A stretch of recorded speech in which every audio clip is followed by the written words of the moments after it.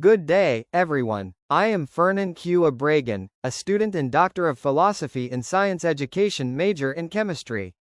Today, I am going to share it with you, the fundamental steps in analyzing your data using parametric and non-parametric analyses through SPSS or Statistical Package for Social Sciences.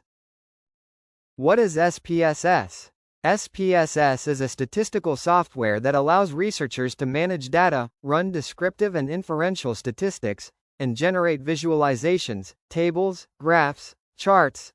It provides a user-friendly interface so researchers can perform complex analyses without needing to write code, though it also supports syntax for advanced users, and it works well with large datasets and supports importing data from Excel, CSV, databases, and survey software. Let's begin with parametric analysis.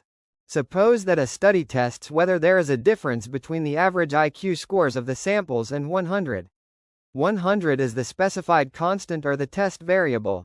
40 people were randomly selected to participate and were given IQ test.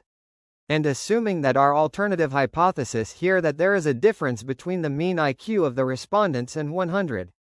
In this case, one sample t-test is used because the researcher wants to test whether the mean IQ score of the sample, 40 people, is significantly different from a known or hypothesized population mean, 100. With SPSS open, click File, Open, Data, and search where the Excel file is saved. Choose the Excel file.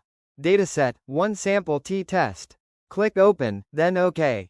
Afterwards, select IQ and put it in the test variables box. Set test value to 100, the specified constant. Note, we are testing whether the mean IQ of the sample is equal to 100. In here, if we click Options, the default confidence interval percentage is 95%. It means that we are testing our hypothesis at alpha level of p less than 0.05, that is, we are 95% confident that when we get another sample from the same population we will get the same result. You can adjust the alpha to 0.01 or 0.001. The smaller the alpha, the more confident we are. In social sciences, the minimum is 0.05. Click Continue, then OK. The result of the analysis is shown here. The average IQ of the 40 samples is 96.63. With a standard deviation of 9.63. Compared to 100, the mean difference is -3.375. The computed t-statistic is t equals -2.216, df, degrees of freedom, is 39. That is, n1 equals 40 to 1 equals 39, and the alpha level or p-value significance. Two-tailed, is 0.033, which is p less than 0.05.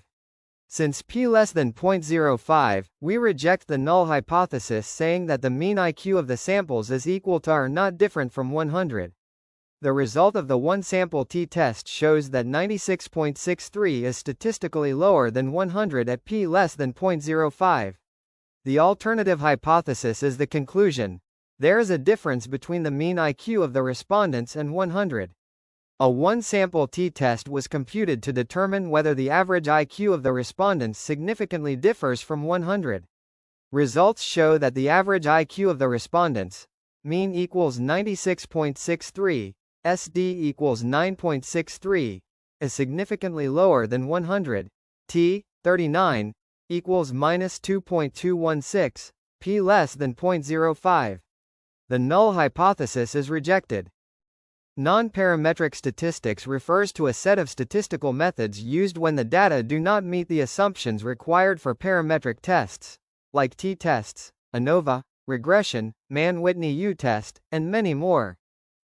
Let's try this. Suppose the test scores shown in the table were recorded by two different professors for two sections of the same course.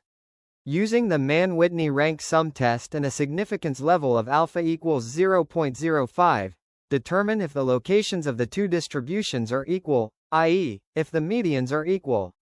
The first thing that you are going to do is enter the values into one variable and the corresponding sample number, 1 for Professor A, 2 for Professor B plus null value, into another variable. Be sure to code your variables appropriately. Next, you need to check the similar distribution assumption by checking boxplots of the data. Select Box Plot under the Legacy Dialogues section of the Graphs menu. Select Simple and Summaries for groups of cases before clicking Define. The variable to be graphed should be test score, and the category axis should be based upon professor. Select Analyze Non-Parametric Tests, 2 independent samples. Select Test Score as the test variable and click Define Groups. For Group 1, enter 1, Professor A, and for Group 2, enter 2, Professor B plus null value. Click Continue to close the Define Groups window. Be sure the test type selected is Mann-Whitney U, and then click OK. Your output should look like this. And now, since p-value equals 0.0352 is less than or equal to 0.05 equals alpha, we shall reject the null hypothesis. At the equals 0.05 level of significance, there is enough evidence to conclude that there is a difference in the median grades of the two professors' classes. Thank you very much for listening.